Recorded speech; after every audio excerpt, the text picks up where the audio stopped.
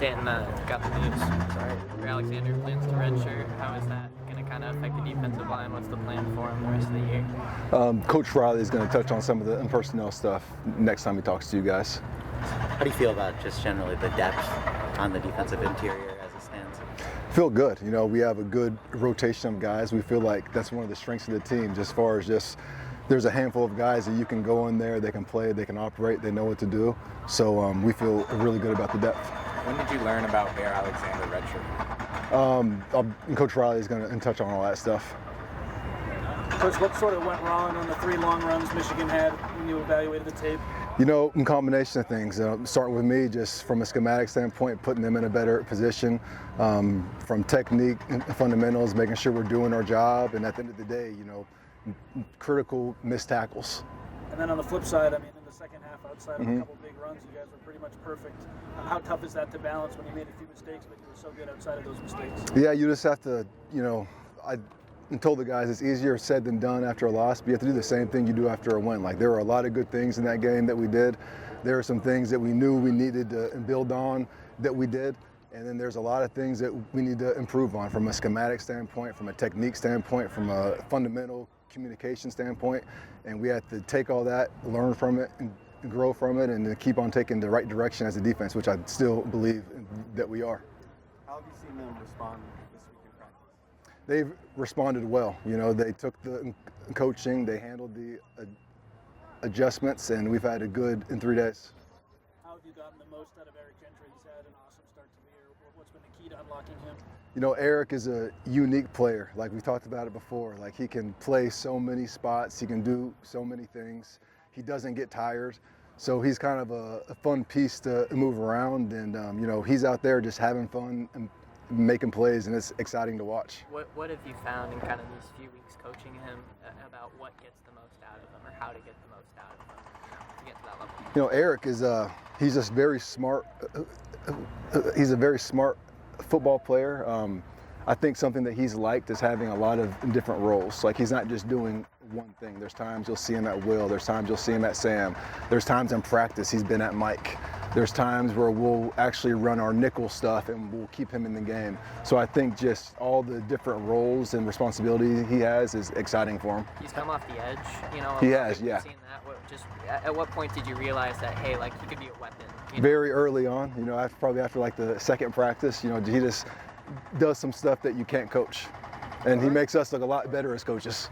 Are there any guys that maybe haven't played a lot in the first 3 games that could be pushing for some playing time? Yeah, so Bryson Shaw, you know, I think you'll see him playing some more, and then also Zion Branch. So, you know, they've been great in practice. They've played some in games, but we're expecting them to have more of an increased role, and I'm super excited for both of them. Kind of building on that about Eric Gentry, in terms of what you've learned about him, is there anything in the new roles that he's taken on that you've learned, like maybe you can even push further than you expected when you first started? Yeah, we still haven't used them in all the ways that we have in practice, so there's still more for us to do with them. And then as the season goes on, as the package expands, as we self-scout ourselves, I'm sure there's going to be different ideas that keep on popping up each week. Anyone like him that you've kind of been around as a coach?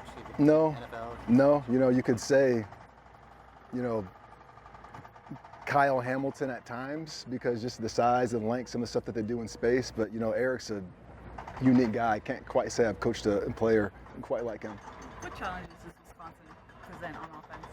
You know, they're a very versatile offense. For a spread offense, they run the ball well. They'll commit to it. They'll run the ball all game. They have RPOs attached to every single run. So you have to do a great job. Like, if you're playing the run, you have to play the run. If you're playing the pass, you need to make sure you're doing your job in the pass. And they do a really good job in the passing game, taking shots downfield. Dan, what was it just in the fall that gave you so much confidence in Gavin and Nate as starters on that defensive line? Just consistency, and just seeing them do it every single day, and just, you know, how fast they picked everything up and how fast you saw them grow in the scheme. Did you learn anything new about your team after watching the Michigan tape? Yeah, I mean, I think we have a tough group. You know, there were some things that we went through as a group that we hadn't been through, and you don't know how you're going to respond until you go through them. But it was our First time really giving up explosive plays like that. It was our first time having to make adjustments at halftime. It was our first time having to tweak the game plan some, and I felt like everyone kept their poise and handled it well. How did you see Zion respond to the little procedure that he had a while back? It's like he didn't have it. Like he was out, and 2 days afterwards he had a little brace, and then he was fine. Dan, in general, it seems like this defense has been pretty aggressive in terms of blitzes, third down, fourth down, just in those situations. For you, at what point did that aggressiveness kind of become a reality in your scheme and your philosophy, and what's your belief in your aggressiveness on those situations? Each week to me is a completely indifferent week. There's going to be some weeks where it's like, man, we blitz a lot. There's going to be some weeks where it looks like we blitz and we don't. There's going to be weeks where we just play in coverage. So each week's going to be a little bit different. It kind of just depends on, who are we playing, what do we need to defend, and how are they going to attack us. Were you surprised by just how few times Michigan actually tried to pass the ball?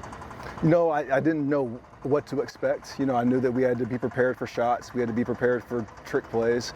But I didn't know what to expect. I was prepared for absolutely anything in that game.